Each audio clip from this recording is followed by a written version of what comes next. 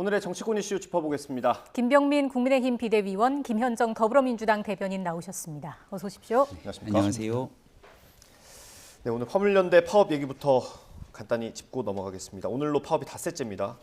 윤석열 대통령은 내일 국무회의에서 업무 개시 명령을 심의하겠다라고 밝혔습니다. 이거는 교섭을 앞두고 있지 않습니까? 네. 오후 2시에 예정이 돼 있는데 이렇게 좀 강경한 태도를 보이는 건 이 파업 자체가 일단 정치적인 목적이 있다라고 보시는 걸까요?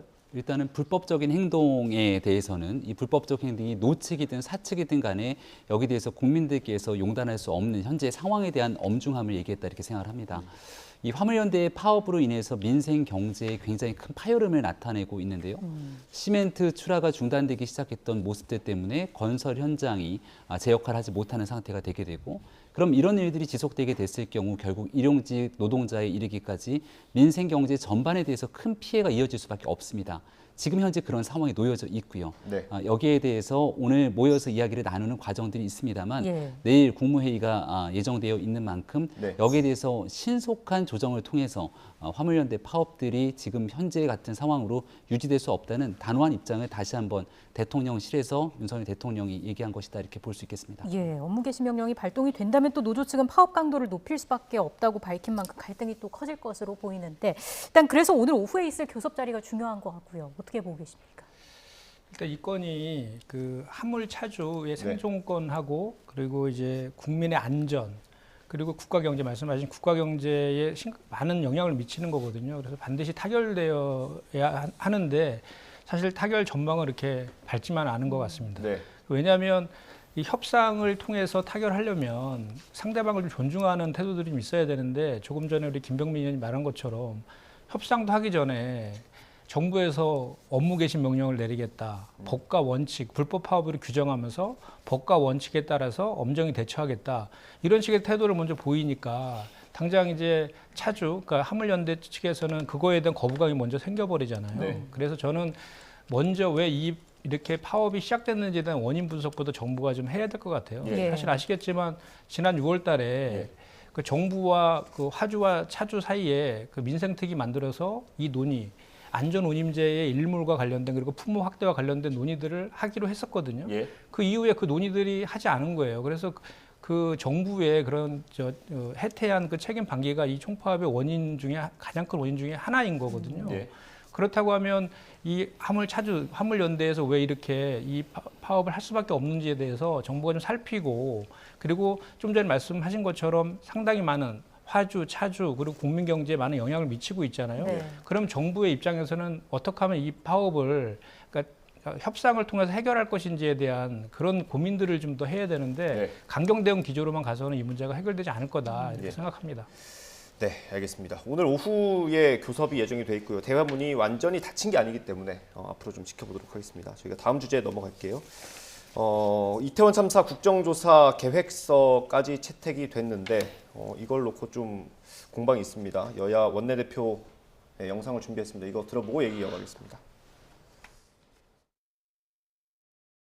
국정조사를 하는 이유는 진상을 명명백백히 밝혀서 책임질 사람에게 책임을 지우는 일입니다. 미리 이상민 행안부 장관을 파면하라면 국정조사 결론이 나기도 전에 그런 요구를 하는 것인데, 그렇다면 국정조사를 할 이유가 없는 것입니다.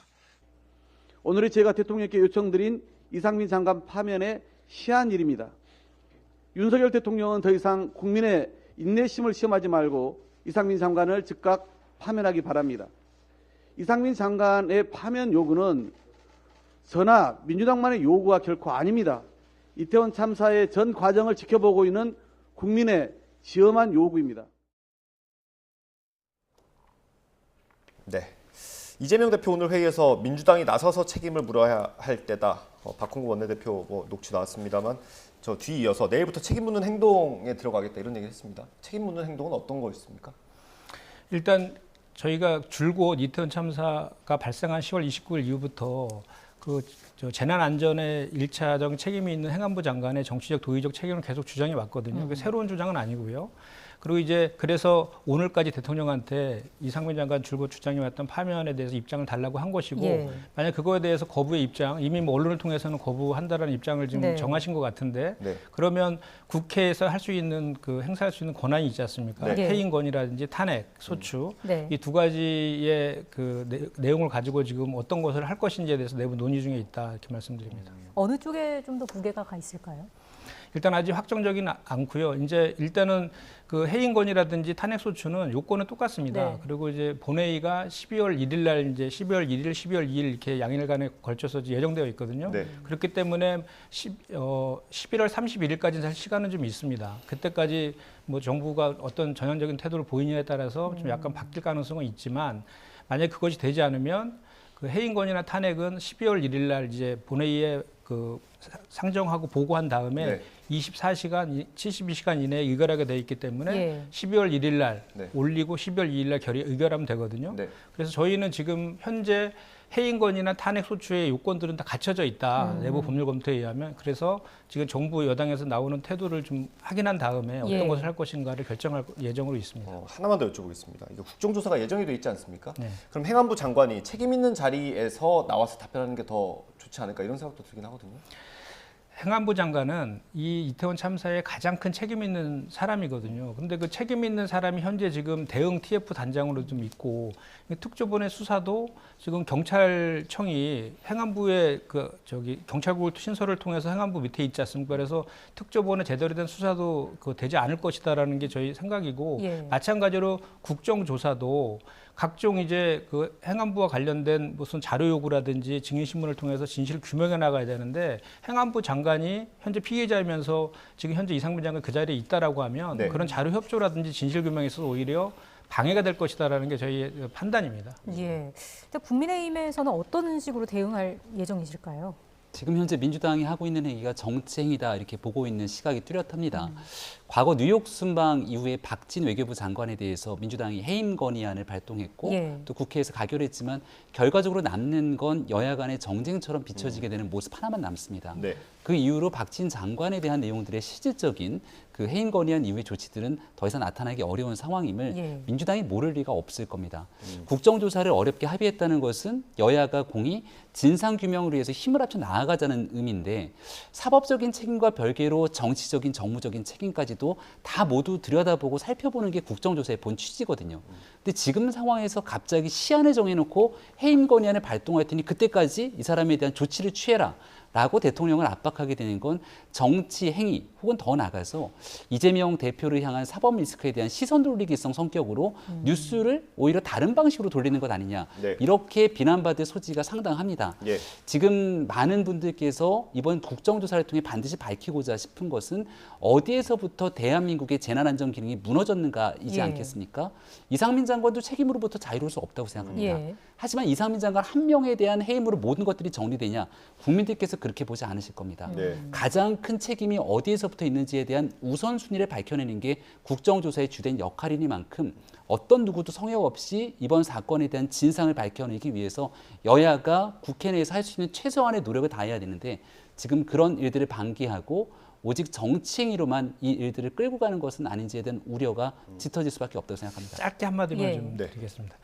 이미 이제 국정조사를 통해서 진상을 규명하고 책임자 처벌하고 재발 방지하는 것은 당연히 국정조사의 본연의 역할은 맞습니다.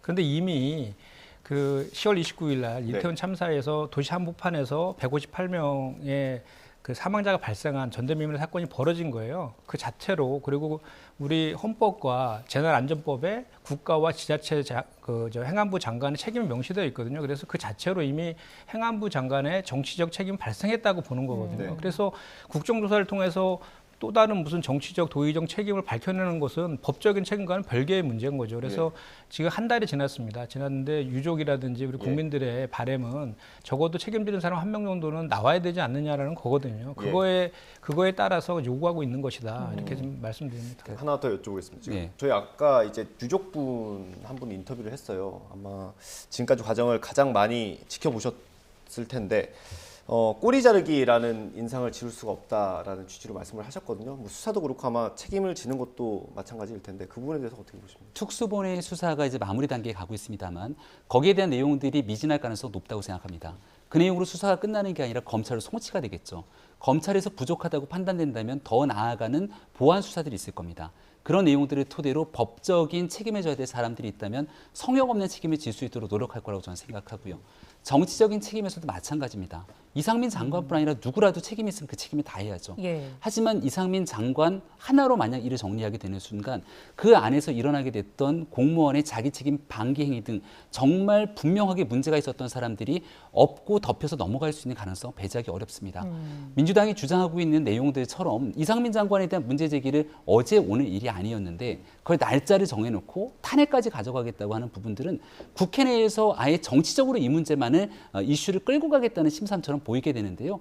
유족들 말씀을 주셨으니까 제가 만났던 유족들의 목소리 속에서는 이 희생자분들에 대한 유족의 아무런 동의 없이 일방적으로 명단을 공개했던 민들레 덧탐사에 대한 강력한 문제 제기를 했던 분들도 상당합니다. 네. 거기에 같이 동조하듯 나서서 이 명단 공개를 외쳤던 민주당의 정치인들, 국회의원들도 있는 거고요. 이런 일들에 대해서도 마찬가지로 책임을 묻기 시작하면서 서로 간의 대치 국면을 가게 되면 정작 중요한 진상규명은 어디로 가겠습니까? 관련된 잘못들에 대해서는 어느 누구도 배제될 수도 없고 예. 배제돼서도 안 된다고 생각하고요. 이 일이 조금이라도 정치로 흐르지 않도록 진상규명에 집중하는 국정조사 제대로 이루어졌으면 좋겠습니다. 앞서 대변인님 말씀에 좀 반론이 있으셨던 것 같은데 다 말씀하신 네. 건가요? 알겠습니다. 주제를 좀 넘어가 보겠습니다. 지난 금요일에 대통령 관저에서 여당 지도부와 대통령의 오찬이 있었는데 위원님도 이 자리에 참석을 하셨죠? 네, 금요일 저녁 오찬에 다녀왔습니다. 어떤 얘기들 주로 나왔습니까? 한 3시간이 넘는 시간이었기 때문에 꽤 많은 얘기들이 오갔는데요. 일각에서는 이제 왜 비공개로 한 거냐라고도 얘기를 하는데 보여주기식으로 만약에 우리가 흔히 말하는 모두 발언을 얘기하고 서로 정해진 형식에 맞춰서 이야기를 꺼내는 것들을 화면에 나가게 된다면 좀 격이 없는 소통의 자리를 마련하기는 쉽지 않았을 거라 생각합니다. 시작부터 오늘은 좀 편하게 얘기를 나눕시다라고 얘기를 했고요. 예. 대통령 당선되고 네. 이제 정권 출범한 지 6개월 정도가 지났는데 여당의 지도부 신임 비대면은 첫 번째 만나는 자리입니다. 네. 윤석열 대통령이 생각하는 국정 운영의 방향 그리고 비전, 철학에 대해서 여과 없이 좀 이야기를 나눴고 거기에 대해서 여당 지도부도 같이 공유하고 또 공감대를 형성할 수 있는 좋은 얘기들이 많이 나왔고요. 국정 운영에 대한 전반 또 현안에 관한 많은 얘기들까지 소탈하게 이것저것 얘기를 많이 나누고 왔습니다. 예.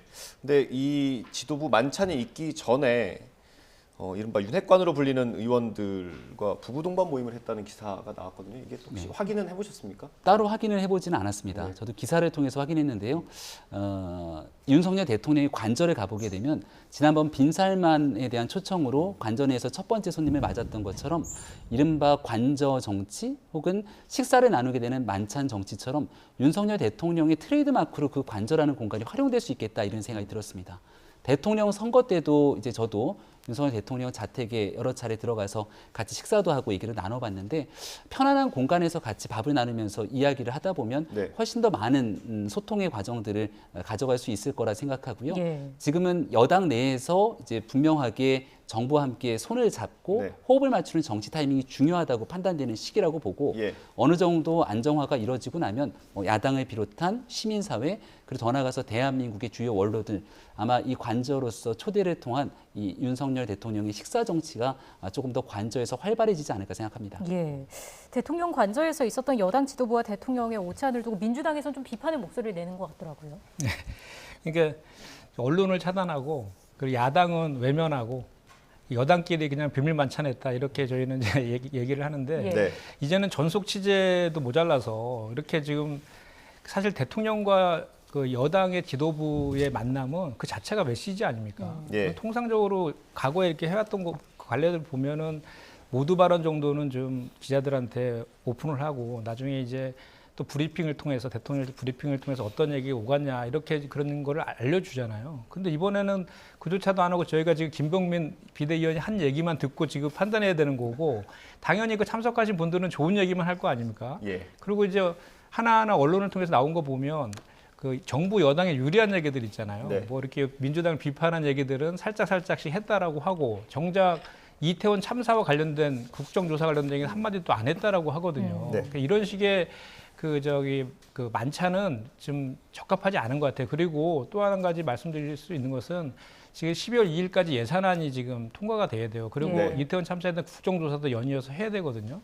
그렇다면 지금 대통령께서는 이렇게 여당만 지금 5번째 만나고 계세요. 예.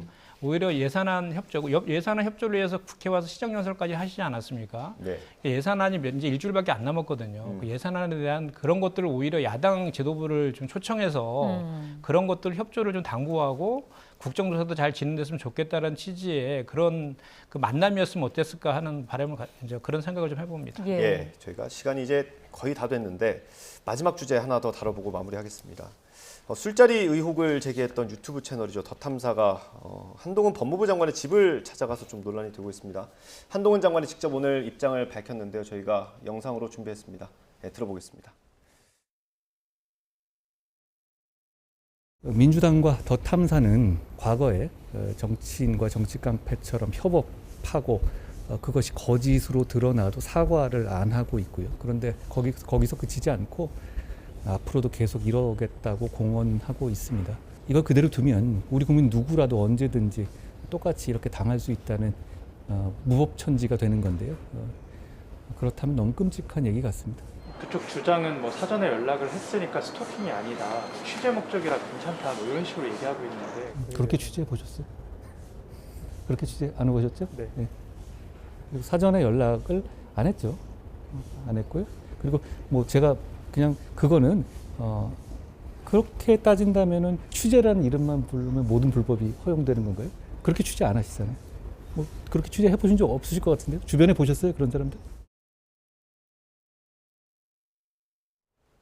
네, 저희가 한 2분 정도 남았네요. 사이좋게 1분씩 나눠 가지시면 될 것 같습니다. 먼저 뭐 한동훈 장관께서 그동안 이렇게 보면은 정말 법무부 장관이 아니라 정치인 같잖아요. 국감에서 그 우리 국회의원들을 대하는 태도라든지 또 이번에 더탐사 관련된 것도 청담동 그 술자리 관련해서 언론을 대하는 태도도 너무 적대시하는 태도를 이렇게 하니까 반대적으로 또 그 국회의원이라든지 또 언론에서는 한동훈 장관에서 또 강하게 대응하는 이런 것들이 계속 되풀이되고 있는 것 같아 좀 안타깝긴 하거든요. 예. 근데 지금 이 청담동 술자리와 관련해서도 지금 사실은 이 김의겸 의원이 제보를 받아서 국감장에서 물은 거잖아요. 네. 그리고 그 제보는 지금 경찰 수사에서 그 경찰의 공식적인 입장은 아닙니다. 네. 경찰 수사에서 그 첼리스트가 남자친구랑 통화한 건 사실이잖아요. 그 사실인데 그 통화한 게 거짓말이다라고 진술을 진술을 이렇게 한 거잖아요.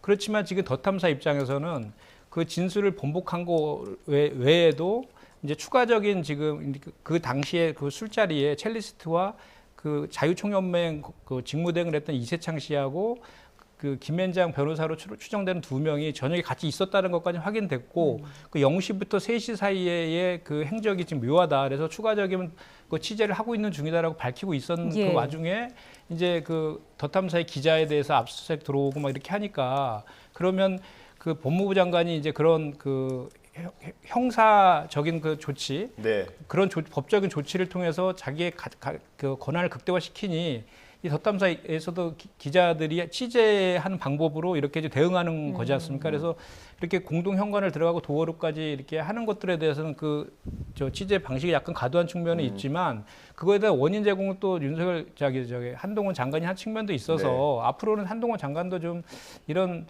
대응하는 태도에 대해서는 좀 개선할 필요가 있지 않을까 이런 생각이 해봅니다. 위원님께 마무리 시간 드리겠습니다. 시간이 좀 남았나요? 2분을 다 쓰시긴 했는데 짧게 부탁드립니다. 예. 저는 더탐사에 대해서 좀 강하게 질타하실 줄 알았는데 여전히 더탐사보다는 한동훈 장관에 대한 비판에 초점이 있는 것 같습니다.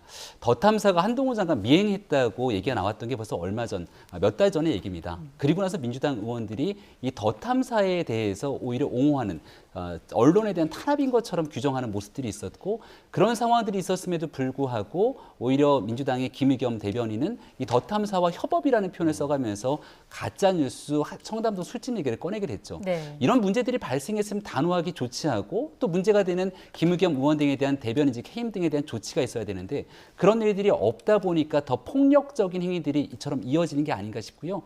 더불어민주당이 이처럼 언론을 빙자하면서 폭력적이고 불법적인 불법적인 행태를 일삼게 되는 덧탐사와 한 몸처럼 엮이게 되는 것 아마 민주당 지지자들도 원하지 않을 거라는 말씀 꼭 드리고 싶습니다. 알겠습니다. 여기서 마무리하겠습니다. 지금까지 김병민 국민의힘 비대위원 그리고 김현정 더불어민주당 대변인과 함께했습니다. 고맙습니다. 감사합니다. 고맙습니다.